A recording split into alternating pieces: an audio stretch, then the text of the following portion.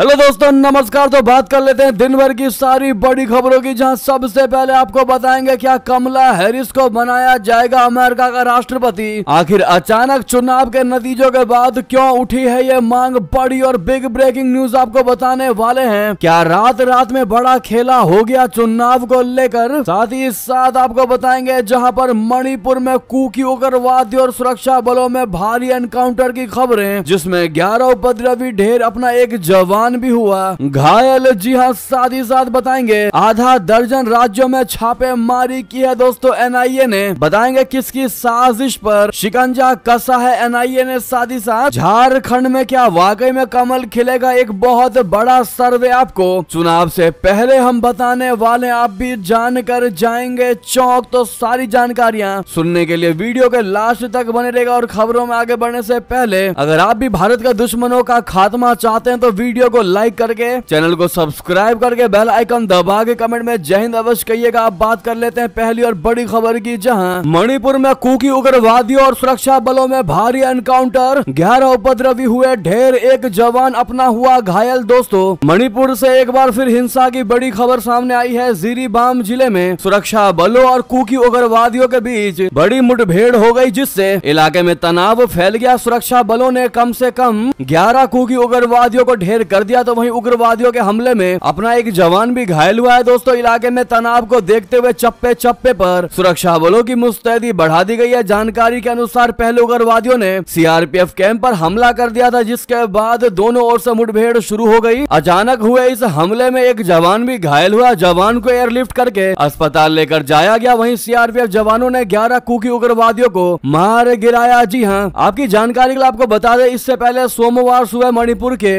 इम्फाल पूर्व जिले में उग्रवादियों की गोलीबारी में खेत में काम कर रहे एक किसान घायल हो गया था। जातीय हिंसा में झुलस रहे मणिपुर की इम्फाल घाटी में किसानों पर पहाड़ी इलाकों के उग्रवादियों द्वारा लगातार तीसरे दिन हमला किया गया है। वहीं बता दें, क्या कमला हैरिस को बनाया जाएगा अमेरिका का राष्ट्रपति। जी हां, चुनाव नतीजों के बाद क्यों उठी है ऐसी मांग, आपको बता दें। आखिर क्या कोई मैजिक होने वाला है या फिर यूं ही अटकलों का बाजार गर्म होता दिखाई दे रहा है, तो आपको क्लियर कर दे। दोस्तों, बता दें कि अमेरिका के राष्ट्रपति चुनाव में जिस प्रकार से डोनाल्ड ट्रंप को जीत मिली है और डेमोक्रेट्स उम्मीदवार कमला हैरिस को हार का सामना करना पड़ा है, ट्रंप का दोबारा अमेरिका का राष्ट्रपति बनना तय है। लेकिन इसी बीच अमेरिका में एक नई मांग उठ रही है कि कमला हैरिस को अमेरिका का राष्ट्रपति बनाया जाए। ये मांग डेमोक्रेट्स के कई नेता कर रहे हैं, जिसमें हैरिस के पूर्व सहयोगी जमाल सिमंस भी शामिल है। उनका कहना है कि बाइडेन इस्तीफा दे दे और कमला हैरिस को अमेरिका की पहली महिला राष्ट्रपति बनने का मौका दें। लेकिन क्या वो अमेरिकियों के लिए उचित होगा कि उन्हें ऐसे उम्मीदवार को राष्ट्रपति बनाया जाए जिसने जनता का वोट जीता ही ना हो। ये देखा जाना बाकी है कि क्या डेमोक्रेट्स बाइडेन को राष्ट्रपति पद से हटाकर हैरिस को राष्ट्रपति बना पाने में सफल होंगे। हालांकि बाइडेन को राष्ट्रपति चुनाव की दौड़ से बाहर करने और हैरिस को नामांकित करने में डेमोक्रेट्स ने सफलता पाई है। ट्रंप ने बार बार कमला हैरिस को डेमोक्रेटिक उम्मीदवार के रूप में नामांकित करने की आलोचना की थी। इसे उन्होंने डेमोक्रेट्स के एक गुट द्वारा बाइडेन के खिलाफ तख्ता पलट कहा था। यानी कि दोस्तों, इन डेमोक्रेट्स के लोगों का ये कहना है कि जो बाइडेन जो है अभी राष्ट्रपति हैं और अभी डोनाल्ड ट्रंप को उनके यहाँ के नियम के हिसाब से, अमेरिका के नियम के, चुनाव के नियम के हिसाब से अभी राष्ट्रपति नहीं चुना गया है। ऐसे में और जब तक नया राष्ट्रपति नहीं चुना जाएगा तब तक जो बाइडेन ही राष्ट्रपति होंगे। ऐसे में इनकी मांग है कि जो बाइडेन को पहले इस्तीफा दे देना चाहिए आजकल में और कमला हैरिस को राष्ट्रपति घोषित कर देना चाहिए, चाहे वो 10 दिन के लिए ही सही, 1 महीने के लिए ही सही। जब तक डोनाल्ड ट्रंप राष्ट्रपति नहीं बनते उनसे पहले कमला हैरिस को तब तक के लिए राष्ट्रपति बना दिया जाए, जिससे कि ये इतिहास बन जाए कि कोई पहली महिला राष्ट्रपति बनी है अमेरिका में, वो भी डेमोक्रेट्स पार्टी की। इसीलिए दोस्तों, डेमोक्रेट्स के लोग ऐसा चाह रहे हैं। लेकिन देखना ये होगा क्या जो बाइडेन वाकई में ऐसा करते हैं। क्या जो बाइडेन कमला हैरिस को वाकई में अमेरिका की पहली महिला राष्ट्रपति बनने का मौका देंगे। क्या है आपकी राय दोस्तों, आप लोग बताना बिल्कुल मत भूलिएगा। तो वही नेक्स्ट खबर बता दें, मॉरिशस के चुनाव में प्रविंद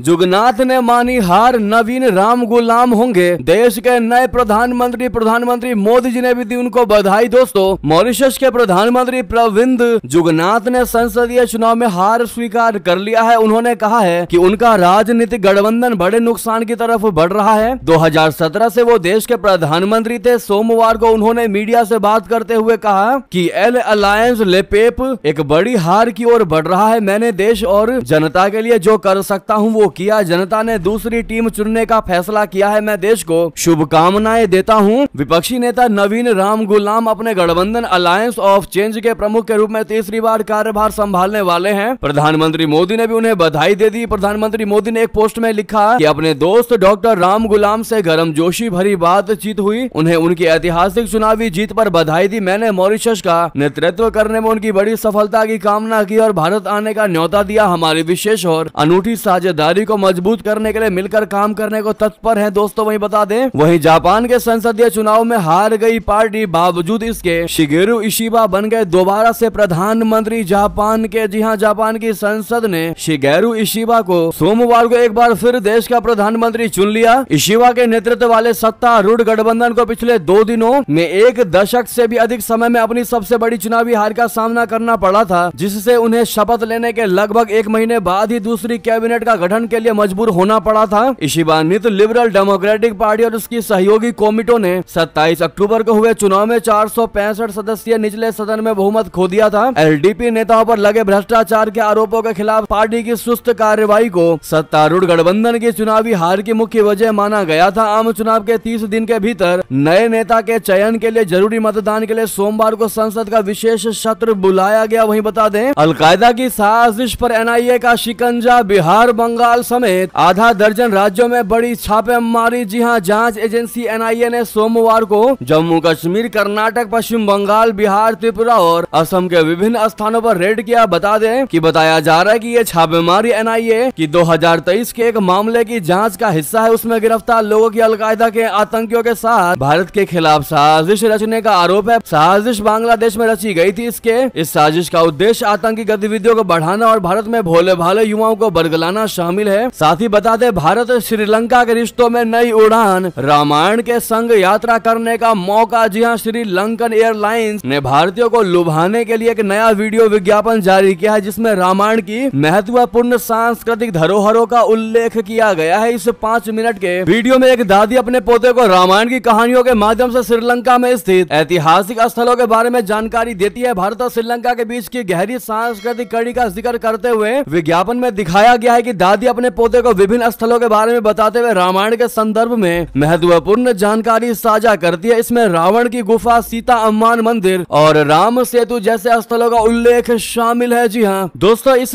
वीडियो को जारी करने का मकसद है कि दोनों देशों के बीच सांस्कृतिक और ऐतिहासिक संबंधों को पहचान करके पर्यटन क्षेत्र में नयापन लाने की कितनी ज्यादा आवश्यकता है, जिसको वो दर्शाती है। अब श्रीलंका अगर भारत के लोगों को लुभाने की कोशिश कर रहा है रामायण के उस काल के बने धरोहर को देखने के लिए, जो कि वाकई में बहुत अच्छा एक पहल है। दोस्तों ऐसे में जय श्री राम आप लोग कमेंट में कहना मत भूलेगा। साथ ही साथ नेक्स्ट खबर बता दें, पाकिस्तानी रक्षा विशेषज्ञ का सबसे बड़ा दावा, कहा हमारा देश तो छोड़िए भारत इस मिसाइल से अमेरिका से यूरोप तक साध सकता है निशाना। आखिर किस पाकिस्तानी रक्षा विशेषज्ञ ने बड़ा दावा किया है, आपको बता दें भारत की लगातार बढ़ती रक्षात्मक क्षमता में विकास हो रहा है। ऐसा हम ही नहीं बल्कि पूरी दुनिया जानती है और मानती भी है। भारत अपने स्वदेश निर्मित हथियारों से दुनिया में अपना लोहा मनवा भी चुका है। भारत में निर्मित मिसाइल्स को भी दुनिया में बड़ी अहमियत दी जाती है। वर्तमान में भारत के पास स्वदेश में बनी हुई कई इंटरकॉन्टिनेंटल बैलिस्टिक मिसाइल है, जो एशिया और यूरोप के कई हिस्सों का निशाना बना सकती है। हाल ही में पाकिस्तान के इस्लामाबाद की कायदे आजम यूनिवर्सिटी के स्कूल ऑफ पॉलिटिक्स एंड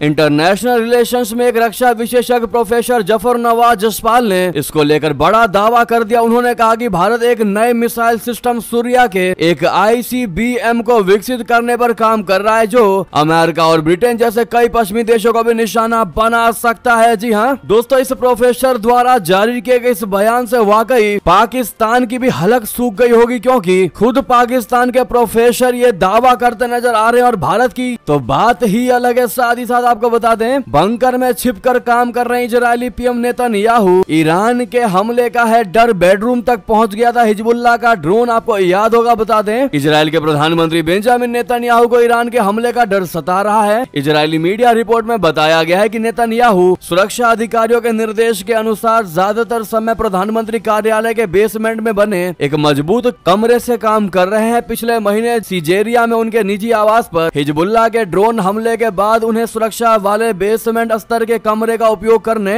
और पहले से ज्ञात अस्थायी जगहों में जाने से बचने का निर्देश दिया गया था। साथ ही साथ बता दें, ट्रंप को खुश करने के लिए अमेरिका के साथ अब ये बड़ी डील करेगा ताइवान, देखता रह जाएगा चाइना। बता दें अमेरिका चुनाव में सत्ता पलट चुकी है। अब डोनाल्ड ट्रंप एक बार फिर अमेरिका के राष्ट्रपति होंगे। अमेरिकी राजनीति में आए बदलाव का असर दूसरे देशों के साथ संबंधों पर भी देखने को मिलेगा। ट्रंप के पिछले कार्यकाल में जिन देशों को ज्यादा तवज्जो दी गई वो देश एक बार फिर उसी उम्मीद पर टिका हुआ है। ताइवान का हाल भी कुछ ऐसा ही है जो फिलहाल अमेरिका के साथ बड़ी डिफेंस डील करके ट्रंप को खुश करना चाहता है। हालांकि चीन ऐसा बिल्कुल नहीं होने देना चाहता है, लेकिन अगर दूसरे कार्यकाल में ट्रंप का झुकाव ताइवान की ओर ज्यादा रहा तो ये उसके लिए चिंता की स्थिति जरूर हो सकती है। दूसरी ओर ताइवान सरकार के उच्च अधिकारी तो दबे मुंह बड़ी डिफेंस डील की भी बात कर रहे हैं, लेकिन सरकार आधिकारिक तौर पर कुछ भी बताने से बचती हुई नजर आ रही है। ताइवान के राष्ट्रपति लाई चिंग ते की प्रवक्ता कैरिन कुओ ने यह तो पुष्टि करते हुए नहीं बताया कि ट्रंप की टीम और ताइवान के उच्च अधिकारी किसी रक्षा पैकेज पर बातचीत कर रहे हैं, लेकिन उन्होंने कहा कि ताइवान व आसपास के क्षेत्र में चीन की ओर से लगातार बढ़ते सैन्य खतरे का सामना करते हुए हम और आसपास के अन्य देश अपनी सुरक्षा को लगातार मजबूत करने की कोशिश कर रहे हैं। साथ ही साथ बता दें ट्रंप और पुतिन के बीच नहीं हुई कोई बातचीत। दोस्तों क्रेमलिन ने मीडिया रिपोर्ट्स को कर दिया खारिज। बता दें रूसी राष्ट्रपति कार्यालय क्रेमलिन ने सोमवार को उन रिपोर्ट्स का खंडन कर दिया जिनमें दावा किया जा रहा था कि अमेरिका के नवनिर्वाचित राष्ट्रपति डोनाल्ड ट्रंप ने हाल ही में रूसी राष्ट्रपति व्लादिमीर पुतिन से बात की है। वॉशिंगटन पोस्ट और रॉयटर्स दोनों ने अज्ञात सूत्रों का हवाला देते हुए कहा था कि एक फोन कॉल के दौरान ट्रंप ने कथित तौर पर पुतिन से यूक्रेन युद्ध को आगे न बढ़ाने का आग्रह किया था। क्रेमलिन के प्रवक्ता दिमित्री पेस्कोव ने रिपोर्ट्स का खंडन करते हुए उन्हें पूरी तरह से झूठ और काल्पनिक करार दिया और स्पष्ट कर दिया है कि कोई बातचीत नहीं हुई थी। पेस्कोव ने मीडिया आउटलेट्स की जानकारी की आलोचना करते हुए कहा कि प्रतिष्ठित संस्थान भी कभी कभी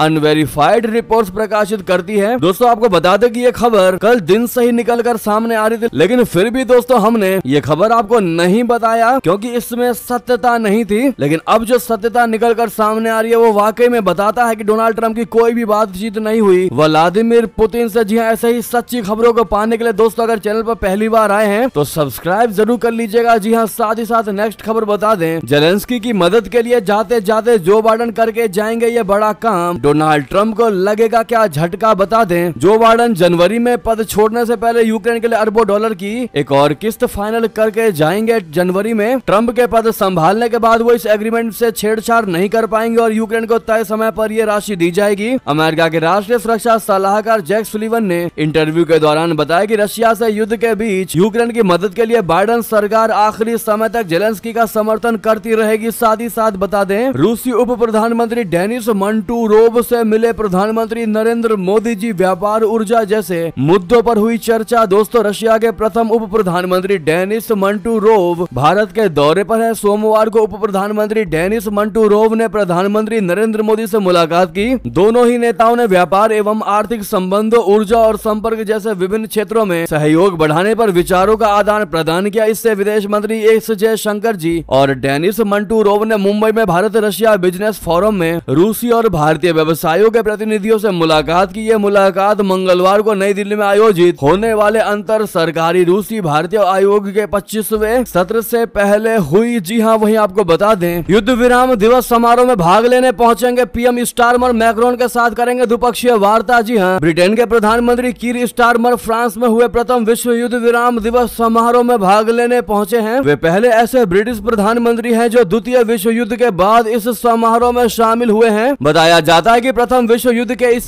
स्मरणोत्सव में 1944 में ब्रिटिश नेता पूर्व प्रधानमंत्री विंस्टन चर्चिल ने भाग लिया था। Churchill general Charles de Gaulle के निमंत्रण पर द्वितीय विश्व युद्ध से पहले इस कार्यक्रम में शामिल हुए थे। वहीं बता दें विदेश सचिव विक्रम मिस्त्री का कार्यकाल 2026 तक के लिए बढ़ा दिया गया है। केंद्र सरकार ने जारी कर दिया इनको लेकर आदेश। जी हां, केंद्र सरकार ने सोमवार को विदेश सचिव विक्रम मिस्त्री का कार्यकाल 14 जुलाई 2026 तक बढ़ा दिया। कार्मिक मंत्रालय ने एक आदेश में ये जानकारी दी। 1989 बैच के भारतीय विदेश सेवा अधिकारी विक्रम मिस्त्री ने 15 जुलाई को विदेश सचिव का पदभार ग्रहण किया था। विक्रम मिस्त्री का मौजूदा कार्यकाल आगामी 30 नवंबर को पूरा हो रहा था। साथ ही साथ आपको बता दें रशिया का पेंटसिर एयर डिफेंस सिस्टम कितना है ताकतवर, 12 मिसाइल 2 तोप से है ये लैस। पुतिन की सुरक्षा में भी लगा रखा है इसको। जी हाँ, रूस भारत का सबसे पुराना डिफेंस पार्टनर है। भारत की रक्षा क्षमताओं को बढ़ाने के लिए भारत डायनामिक्स लिमिटेड यानी बीडीएल ने एडवांस्ड पेंटसिर मिसाइल गन सिस्टम के लिए रशिया के सरकारी हथियार निर्यातक रोसोबोरोनेक्स एक्सपोर्ट यानी ROE के साथ एक समझौता ज्ञापन पर हस्ताक्षर किया। गोवा में 5वीं बार रशिया भारत अंतर सरकारी आयोग यानी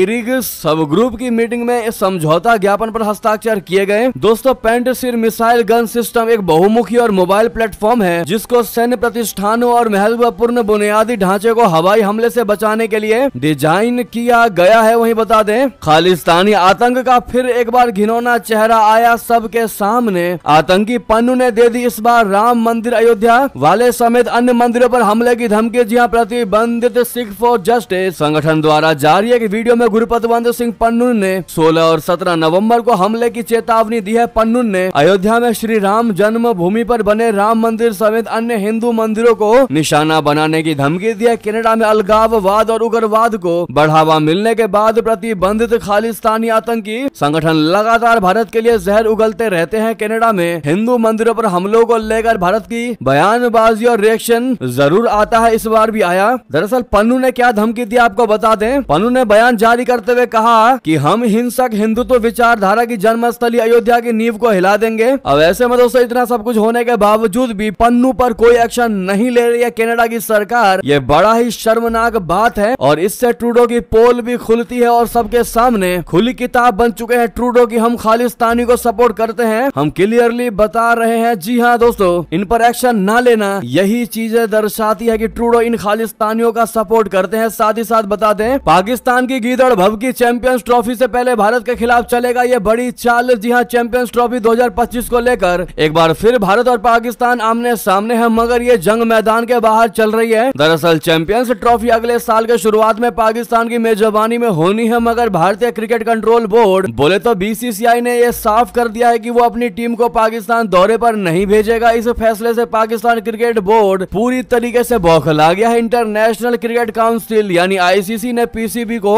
ईमेल के जरिए बता दिया है कि BCCI अपनी टीम पाकिस्तान नहीं भेजेगा। ऐसे में ICC ने हाइब्रिड मॉडल के तहत टूर्नामेंट कराने का प्रस्ताव रखा है जिसमें भारतीय टीम अपने मैच किसी अन्य देश में खेलने जबकि बाकी मैच पाकिस्तान में ही हो। मगर पाकिस्तानी मीडिया डाउन की रिपोर्ट के मुताबिक PCB चीफ मोहसिन नकवी ने हाइब्रिड मॉडल को साफ तौर पर नकार दिया है। ऐसे में ICC अब पूरे चैंपियंस ट्रॉफी टूर्नामेंट को ही किसी दूसरे देश में शिफ्ट करने का प्रस्ताव दे सकता है। ऐसे में PCB टूर्नामेंट से हटने का फैसला करेगा। जी हाँ, तो वहीं आपको बता दें, सऊदी में जुटे अरब और इस्लामिक देशों के नेता। क्या है समिट का मकसद? सऊदी अरब की राजधानी रियाद में दुनिया भर के कई मुस्लिम देशों के नेता जुटे हैं। अरब और मुस्लिम देशों के नेता गाजा और लेबनान में युद्ध पर चर्चा करने के लिए जमा हुए हैं। सऊदी मीडिया ने कहा है कि फलस्तीन और लेबनान में इजरायली आक्रमण ने अरब और इस्लामी नेताओं को तत्काल कार्रवाई करने के लिए मजबूर कर दिया। हालांकि ये समिट गाजा और लेबनान में हमलों पर केंद्रित है, लेकिन इससे अमेरिका के नवनिर्वाचित राष्ट्रपति डोनाल्ड ट्रंप को संदेश भेजने की कोशिश की तरह भी देखा जा रहा है। वहीं बता दें, झारखंड में कमल खिलेगा। जी हाँ, PM मोदी ने कर दी बड़ी भविष्यवाणी, कार्यकर्ताओं को बता दिया पूरा प्लानिंग। जी हाँ, झारखंड विधानसभा चुनाव में कार्यकर्ताओं का उत्साह बढ़ाने के लिए प्रधानमंत्री नरेंद्र मोदी जी ने नमो एप्लीकेशन के जरिए झारखंड के BJP कार्यकर्ताओं से बातचीत की और आगामी विधानसभा चुनावों से पहले जोश के साथ काम करने का आह्वान किया। कई अहम मुद्दों पर बात करते हुए प्रधानमंत्री नरेंद्र मोदी जी ने जमीनी स्तर पर के कार्यकर्ताओं के प्रति अपना समर्थन जताया और प्रगति, समावेशिता और अखंडता के प्रति BJP की प्रतिबद्धता को रेखांकित किया। मोदी जी के नेतृत्व वाली सरकार के तहत बनाए गए पारदर्शी और निष्पक्ष अवसरों की सराहना की है PM मोदी ने। इस मौके पर उन्होंने इसकी तुलना झामुमो कांग्रेस गठबंधन के भीतर वंशवादी राजनीति और भ्रष्टाचार से की और इस बात पर जोर दिया कि झारखंड के लोग ऐसी सरकार के हकदार हैं जो निहित स्वार्थों से ज्यादा विकास को प्राथमिकता दे। मोदी जी ने कह दिया है कि झारखंड में कमल ही खिलने वाला है। क्या वाकई में कमल खिलेगा? आइए दोस्तों, आपको चुनाव से पहले हम बहुत बड़े सर्वे की ओर लेकर चलते हैं। क्या कहते हैं झारखंड चुनाव को लेकर सर्वे, किसकी विजय होने वाली है? तो आपको बता दें, सर्वे के मुताबिक झारखंड में सत्ता परिवर्तन होने जा रहा है। राज्य में भाजपा गठबंधन की सरकार बनने जा रही है, जबकि झारखंड मुक्ति मोर्चा कांग्रेस और RJD गठबंधन को बड़ा झटका लगने जा रहा है। झारखंड में हर 5 साल में सत्ता परिवर्तन होने का इतिहास रहा है। 81 सीटों वाली झारखंड विधानसभा में बहुमत के लिए 41 सीटों की आवश्यकता होती है। दोस्तों, मेट्राइज सर्वे के अनुसार झारखंड में भाजपा गठबंधन को 45 से 50 सीटें मिलने का अनुमान जताया गया है। तो वहीं झारखंड मुक्ति मोर्चा JMM के नेतृत्व वाले इंडिया ब्लॉक के 18 से 25 सीटें जीतने की आशंका जताई गई है। तो वहीं अन्य के खाते में 2 से 5 सीटें मिलने की उम्मीद है। जी हाँ, ऐसे में दोस्तों, अगर झारखंड में BJP गठबंधन की सरकार बनती है तो तो सबसे बड़ा और सबसे पहले सबसे ज्यादा झटका किस पार्टी के नेता को लगेगा? दोस्तों कमेंट में आपकी क्या राय है अवश्य बताइएगा। साथ ही साथ बता दें, राहुल गांधी की शिकायत को लेकर चुनाव आयोग पहुंची भारतीय जनता पार्टी, इस मामले में दर्ज करवाई आपत्ति। जी हां, महाराष्ट्र से जुड़ी है यह खबर। दोस्तों भारतीय जनता पार्टी ने महाराष्ट्र विधानसभा चुनाव से पहले कांग्रेसी नेता राहुल गांधी के खिलाफ चुनाव आयोग से सख्त कार्रवाई की मांग की। भाजपा का आरोप है कि राहुल गांधी ने मुंबई में पिछले सप्ताह दिए गए अपने भाषण में झूठे आरोप लगाए और महाराष्ट्र से अन्य राज्यों द्वारा अवसर छीनने की बात कही गई। भाजपा ने चुनाव आयोग से आग्रह किया है कि राहुल गांधी को चेतावनी, तिरस्कार और रोकने के लिए तुरंत आदेश जारी किया जाए, क्योंकि उनका यह बयान मॉडल कोड ऑफ कंडक्ट का गंभीर उल्लंघन करता है। तो वहीं सुप्रीम कोर्ट से प्रशांत किशोर की पार्टी जन स्वराज को फटकार, उपचुनाव से जुड़ी अर्जी हुई खारिज। जी हां, सुप्रीम कोर्ट ने सोमवार को राजनीतिक रणनीतिकार से राजनेता बने प्रशांत किशोर को बड़ा झटका दे दिया। कोर्ट ने उनकी जन स्वराज पार्टी की ओर से 13 नवंबर को होने वाले बिहार उपचुनाव को स्थगित करने का अनुरोध करने वाली याचिका खारिज कर दी है। तो वहीं दोस्तों ये थे भी की सारी बड़ी खबरें। आपको खबर कैसी लगी बताना बिल्कुल मत भूलिएगा। साथ ही इस वीडियो को लाइक करके, चैनल को सब्सक्राइब करके, बेल आइकन दबा के कमेंट में जय हिंद कहते हुए वीडियो को शेयर कर दीजिएगा व्हाट्सएप, फेसबुक और एक्स पर। मिलते अगली खबर में। बहुत बहुत धन्यवाद यहाँ तक बने रहने के लिए आप सभी का। जय हिंद, जय भारत।